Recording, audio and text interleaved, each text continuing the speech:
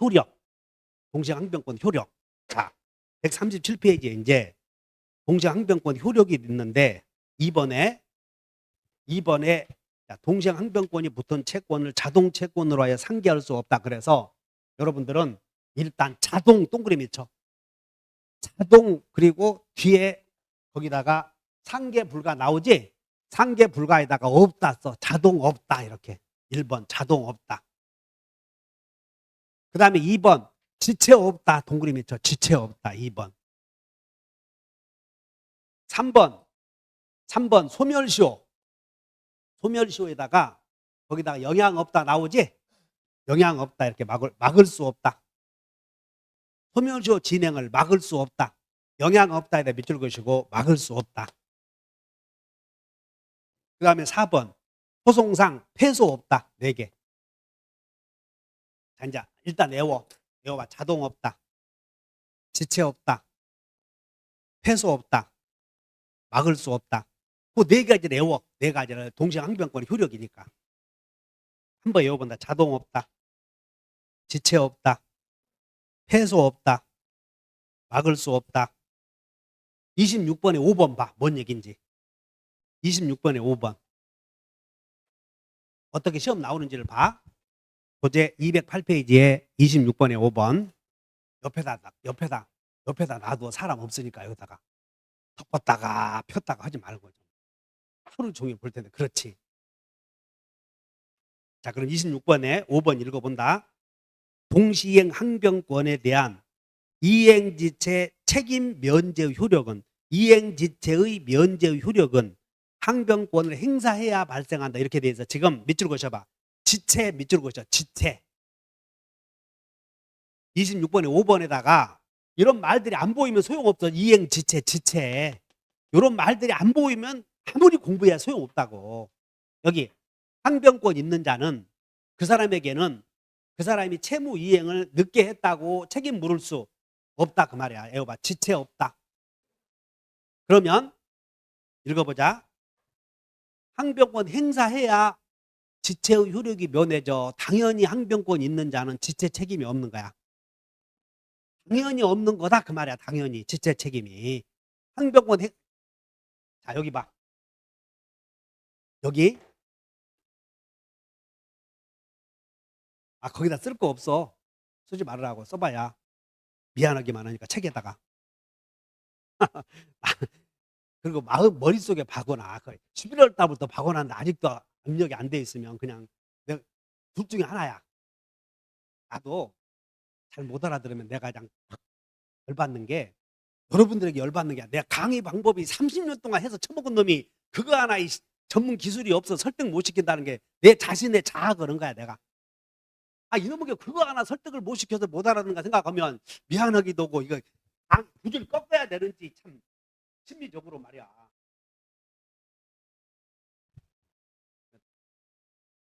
여러분들이 죄가 없어. 왜? 어차피 모르고 오고 설득당하려고 오신 분인데 내가 여러분들을 설득 못 시킨다는 게 참 미안하기도 하고 그래. 한번 설득되는가 봐. 설득되는가 봐. 가불간에 계약을 체결해서 10월 20일 날 이때 이행하기로 했어. 이행. 근데 둘 다 안 나타난 거야. 둘 다. 그럼 둘 다 안 나타나면 여전히 갑은 항변권이 있어 없어? 그 둘 다 안 나타나서 한 달 후에 을이 한 달 후에 대금을 지급해서 갑이 토지를 넘겨줘서 한 달 후에. 그럼 여기서 여기까지 약속 지켰어 안 지켰어? 그럼 여기서 약속 안 지킨 이행지체 책임 져 안 져? 어차피 둘 다 항변권 있으므로 항변권 있는 자에게는 어차피 거절하는 거 아니야. 거절권이 있다는 얘기는 을도 이행지체 책임 없고 갑도 이행지체 책임 없다 그 말이야. 그러면 이 을이 갑에게 이행지체 책임 묻기 위해서는 어떻게 해야 되냐면 야 매매대금 빨리 법무사 사무실에 맡겨놨다. 매매대금. 요때 이제 매매대금 맡겨놨으니까는 토지 달라고 한 거야. 근데 요때부터 안 주었잖아요. 그럼 요때부터 이행지체 책임져야 되는 거야. 항변권 이제 요때부터 항변권 없지 이건. 왜? 갑이 토지를 법무사의 사무실에 맡겨놨다든가 을이 매매대금을 법무사 사무실에 맡겨놨다고 얘기했으니까. 갑이 이제부터 이행을 안 했잖아 이렇게. 그러니까 이때부터는 이행제 책임을 지지만 항변권 있을 때에는 그 사람에게는 이행제 책임 물을 수 없다. 그래서 항변권의 효력을 공부하는 거니까 제목이. 동시에 항변권의 효력을 공부하는 것이므로 항변권 있는 자에게는 이행지체 책임을 물을 수 없다 그 말이야 지금. 그럼 이행지체 이 갑이 이행제 책임을 면하기 위해서는 야 무슨 소리요? 내가 항변권 있는데 이렇게 주장해야 돼. 당연히 이행제 책임이 안 생겨. 근데 거기는 뭐라고 됐냐면 행사해야 발생한다 해서 틀렸지 않았어. 행사해야 발생해. 당연히 효력이 생겨. 그러니까 이런 것들을 머릿속에 잘 이해해 줘야 돼. 그냥 항변권이 존재하는 순간 지체 책임 없다 이렇게.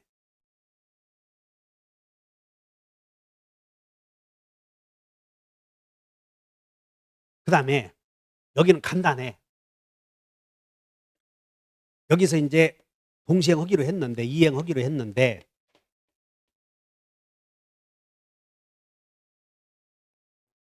매도인은 선 등기 해주기로 했고 매수인은 여기서 잔금을 주기로 했어.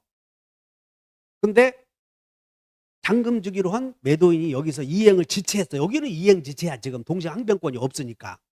그래서 이행 지체해서 쭉 오다 보니까 을이 갑의 이행 지체를 이유로 여기서 이제 소송을 제기한 거야. 소송 제기했어.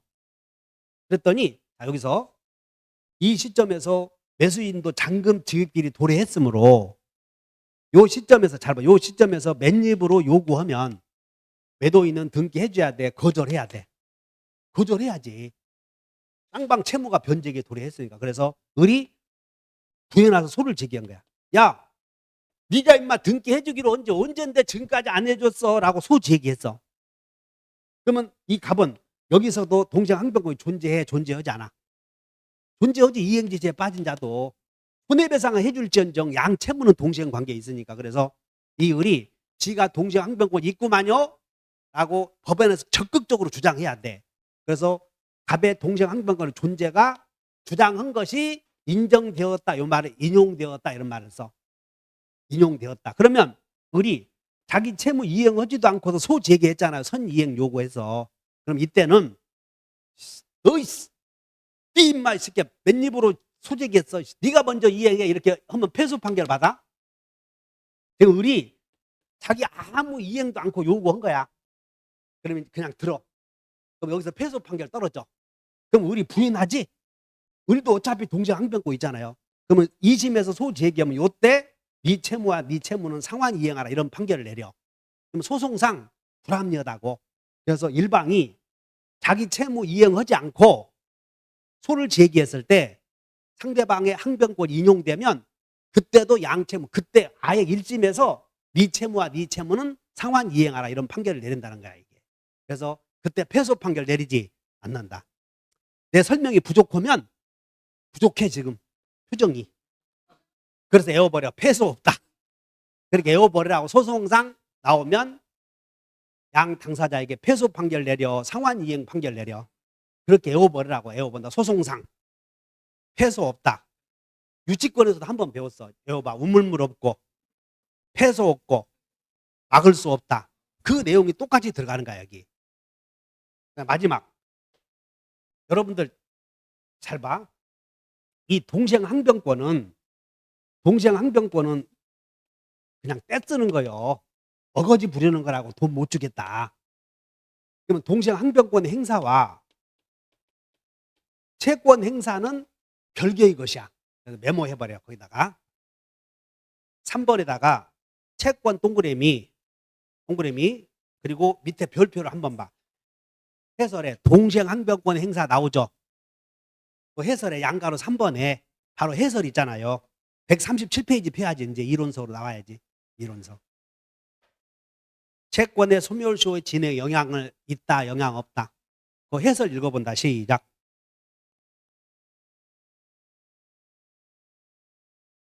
그러면 여러분들이 어떤 걸 구별하냐면 동시행 항변권 권자 동그라미 쳐봐. 권. 그 다음에 채권 통째로 동그라미 쳐. 그럼 지금 권리가 두 개 나오죠. 동시행 항변권 채권 나오잖아요. 같은 거요. 별개야. 별개니까 동시행 항변권은 그냥 떼쓰는 거라고. 어거지 부려. 내 채무 이행 못하겠다. 근데 채권은 청구하는 거지. 그래서 떼쓰는 것은 청구하는 것이 아니다 그 말이야. 떼쓰는 것은. 지금 돈 달라고 그러면 못 주겠다 하는 거 아니야. 여기 한번 봐라. 지금 두 사람만 눈치 보고 보자. 지금 소유권 이전 의무가 있어. 그리고 대금 채권이 있다고. 그러면 등기 못 해주겠다 떼쓰고 있잖아. 근데 돈 달라고 하는 거요. 돈 달라고 하는 게 아니야. 봐봐. 지금 돈 달라고 안 했잖아. 그냥 토지만 못 주겠다 떼쓰고 있지.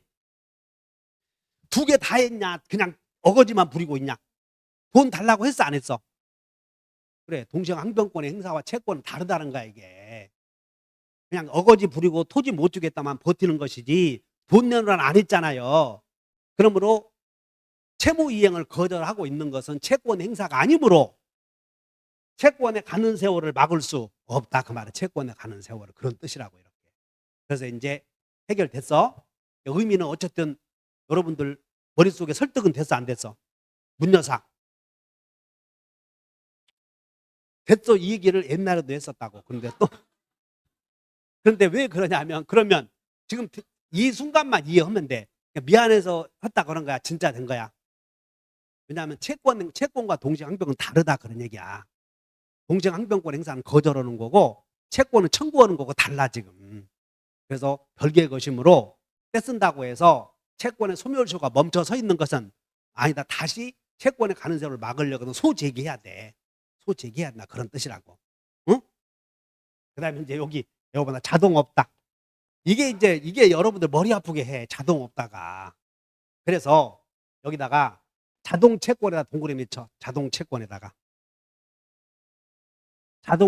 동그라미 쳐놓고 공제하자는 채권.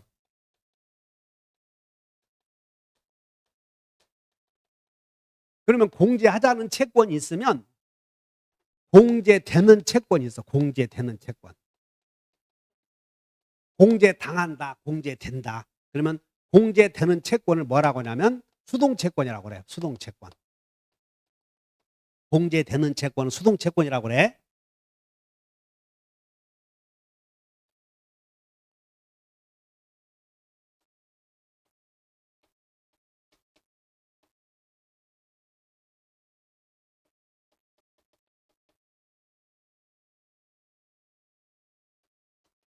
고수톱 진행 과정이야. 지금 돈이 없어서 이제 돈이 없으면 성냥골로 이렇게 주고 그러잖아. 고수톱질 잔돈이 없으니까. 그래서 이제 첫 번째 판에 고수톱이 돌아가는데 거스름돈이 없어. 그래서 첫 번째 판에 갑이 승하면 1점당 1,000원씩이라고 그래. 3점당 1,000원씩. 그러면 3점 갑이 났다고 이겼어. 그러면 이제 두 사람은 패해야 되겠지? 그래서 이 사람들은 지금 1,000원씩 줄 채무가 있어. 갑은 을에게도 1,000원 채권이 있지. 자, 두 번째 판을 간다. 두 번째 칸에 들어갔는데 을이 승했는데 이 사람은 얼마 받을 수 있냐면 2,000원 받을 수 있었어. 그럼 당연히 갑은 패했겠지. 그러면 이제 2,000원 줄 권리야 의무야? 의무. 자, 그러면 이 두 번째 판에서 을이 이겼으니까 야 가봐. 내가 너한테 2,000원 이겼으니까 2,000원 내놓으시오 하겠지. 2,000원 내놓으시오. 그러면 이 을은 2,000원 다 줘야 돼. 1,000원은 공제해야 돼. 1,000원은 자, 여기서 첫째 판에 1,000원 이겼으니까 이 을은 둘째 판만 가보자. 둘째 판에 가면 갑은 을에게 1,000원 받을 권리가 있어 없어? 을은 갑에게 얼마 받을 권리가 있어? 있지? 그러면 이 갑이 2,000원 달라 그러잖아. 그러면 1,000원 공제하자. 이걸 자동채권이라고 그래. 그럼 여기서 2,000원 중에서 2,000원 중에 1,000원이 공제가 되지. 이게 수동채권이라고 공제당하니까. 그럼 이번에는 여기서 을이 이겼고 갑이 첫 번째 판에 이겼을 때 두 번째 판에 이 을이 또 우기는 거야. 네가 먼저 판에 임마 나한테 1,000원 줬으니까 네가 먼저 1,000원 내놓으라고 그래. 어쨌든 첫 번째 판에서 갑이 1,000원 이겼잖아요. 두 번째 칸이 갔을 때 그럼 1,000원 주시오. 그럼 여기서 두 번째 판에서 을은 2,000원 주시오 하잖아요. 갑이 1,000원 주시오 요구하면 을은 1,000원 까고 1,000원만 줘. 이 을이 1,000원 까라 그러지. 이걸 자동채권이라고 그래. 1,000원 주시오 요구했더니 그 사람이 1,000원은 공제하자. 그럼 이것은 공제돼 안 돼? 이게 수동채권. 미치겠지? 그러니까 자동채권을 상계하려거든 두 사람이 서로 주고받을 돈이 있어야 돼. 주고받을 돈이 있어야 된다고. 자, 그래서 정리해보자. 매매 갖고 해야 돼. 갑을 간에 매매 계약이 이루어졌어. 그러면 매매 갖고 이루어지면 이제 돈만 갖고 따지면 매도인 갑은 매매 대금 채권 1억이 있어. 대금 채권 1억이 있고 매수인은 소유권 이전 채권이 있지. 물론 반대 의무도 있어 없어요? 있어. 대금 채권이고 소유권 이전 의무 있지. 그런데 갑을 간에 매매하기 전에 자 갑은 돈만 갖고 따져봐. 돈. 갑이 을에게 1억 받을 권리가 있지. 그럼 이것과 공제돼야 돼. 공제. 갑이 1억 받을 권리가 있다면 을도 뭔가 받을 권리가 있어야 돼. 그래야 뭐 공제하고 말고 하지. 알아들었나? 그래서 항상 시험은 갑이 매매대금 채권을 갖고 있으면 을이 그 전에 돈을 꾸어줬다고 나와. 그래서 이렇게 대여해주면 자 대여금 채권 여기서 1억을 빌려준 거야 이제. 그럼 서로 이제 여기서 이행기가 도래하면 요때 이행기가 도래하면 돈만 놓고 본다면 갑은 1억 받을 채권이 있었지. 그리고 을은 여기서 1억 받을 대여금 채권이 있어 없어? 여기는 대여금 채권이야 대금 채권이야? 여기는 대여금 채권 이렇게. 근데 원래 대여금 채권은 받기만 하는 거지 공제 당할 일이 없었어 여기서. 그리고 이 대여금 채권은 영수증만 써주면 되는 거니까. 자, 여기서 을이 이제 1억 받을 권리가 있으니까 요구해. 야 1억 달라 요구. 그럼 요구 받은 갑이 야 매매대금 1억으로 퉁치자. 요구 받은 을이 갑이 퉁치자 했지. 내가 1억 매매대금 받을 권리가 있으니까는 그걸로 공제하자. 그러면 공제하자고 그랬지 않았어? 요 채권을 뭐라고 그래? 자동채권.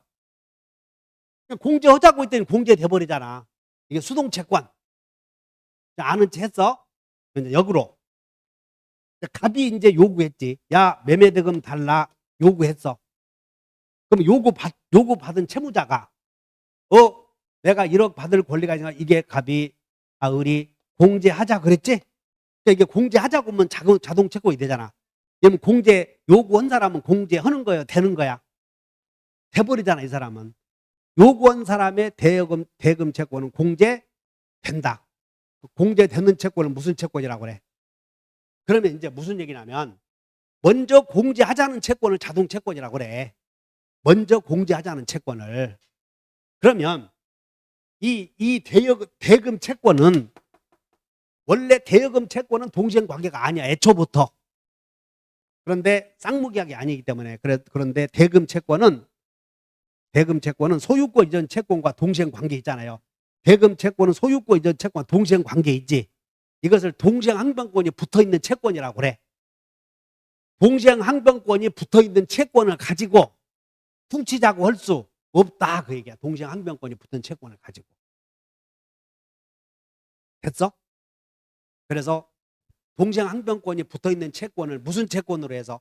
자동채권으로 해서 상계할 수 없다. 그러나 이 대여금 채권은 동시행관계가 아니기 때문에 지가 손해보면서 요걸로 퉁치자고 해도 괜찮다 그 말이야. 퉁치자고 해도.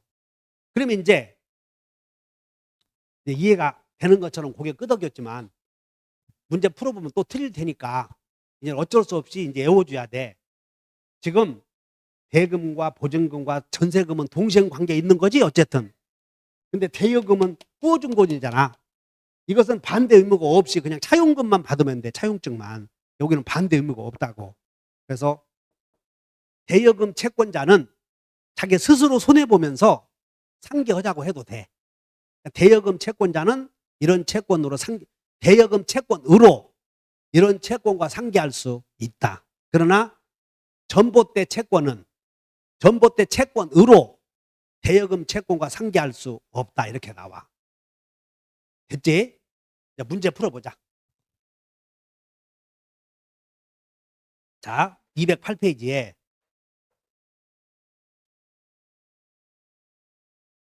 206페이지로 한번 가보자. 206페이지. 22번. 매도인 갑과 매수인 을은 X 토지를 1억 원에 매매하기로 합의하였고 을은 갑에 대하여 1억 원의 대여금 채권을 갖고 있다. 몇 줄 보셔? 1억 원의 대여금 채권 갖고 있다. 그럼 이렇게 하셔. 1억 원의 대여금 채권을 갖고 있다. 그러면 그 채권으로 공제하자고 할 수 없다니까. 이것은 눈으로 안 보냐 여기. 이것은 상계할 수 없다고 여기. 가만히 있어라. 그럼 문제 풀어봐 이제. 문제. 자, 1번. 갑은 동생 항변권이 있는 매매대금 채권을 가지고 을의 대여금 채권과 상계할 수 있다 하면 틀려. 이렇게 있다 하면. 없다 해야지. 그러면 을은 이것이 나오면 이것은 변수야. 변수. 항상 나오는 건 상수 하나 나와. 상계하냐 못하냐 나오는 거. 이거 대여금 채권은 변치 않고 나온다고. 근데 여기는 대금 채권이 나올 수도 있고 전세금 채권이 나올 수도 있고 보증금 채권 세 가지 중에 하나가 나와. 그럼 이 사람은 대여금 채권으로 상계할 수 있어. 전세금 채권으로 상계할 수 없다. 그렇게 해야 돼. 이건 동생 항변권 붙어 있으니까. 또 지금 모르는 표정이죠.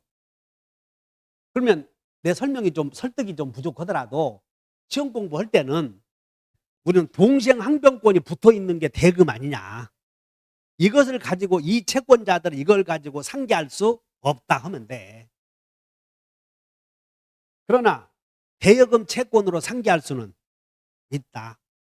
이것으로 상계할 수는 없다. 이렇게 외우라고. 그래서 1번 봤더니 대여금 채권을 가지고 그랬지? 이 말은 대여금 채권으로 그거 같잖아요. 대여금 채권으로 을에 여봐. 을은 대금 채권으로 이거 꼭 어디? 야, 대자 나오니까 비슷하다고 하지 말고 대금 채권으로 상계할 수는 없고 대여금 채권으로 상계할 수는 있고 그래. 그러니까 이거 두 개 나오면 헷갈리지 마라. 다시 한다. 대여금 채권자는 이 사람은 대여금 채권으로 상계할 수 있어. 대금 채권자는 대금 채권으로 대여금 채권과 상계할 수 없다. 이렇게 해결됐어요? 그럼 이제 영 이해가 안 가면 어쩔 수 없어. 동생 항변권 붙어 있는 채권을 생각하라니까. 동생 항변권이 붙어 있다고 생각을 해. 그래서 쌍무기하게 생기는 동생 항변권 붙어 있는 채권을 그 사람은 그걸 가지고 공제하자고 할 수 없다. 이렇게 이해가 하셨어? 자꾸 쳐다보고 있으면 이해 안 되는 것 같으니까 이거 됐네. 그래서 동생 항변권 이걸로 맞춰. 자, 여러분, 자동업. 그러니까는 이렇게 사례로 안 나오면 여러분 자동 채권으로 이렇게 사례로 안 나오고 동생 항변권이 붙어 있는 채권을 자동 채권으로 하여 상계할 수 있냐 없냐 물어보거든. 그러면 그냥 한글로 나오면 여러분 자동 없다. 그렇게 해버리면 돼. 자동 없다. 그러면 동생 항변권이 붙어 있는 채권이 뭐냐면 대금 채권, 보증금 채권, 전세금 채권. 그럼 이걸로 상계할 수는 없다 하면 돼. 사례 나오면. 해결됐어? 그래서 또 가서 우리 옥상에서 점심 먹으면서 부님토이 하지 말고 다 아는 척해. 서로 그거 물어보면 서로 모르는 것 같아. 불안한 심정이 이렇게 퍼져나가면 안 되지. 됐어요? 쉬었다 하자고요.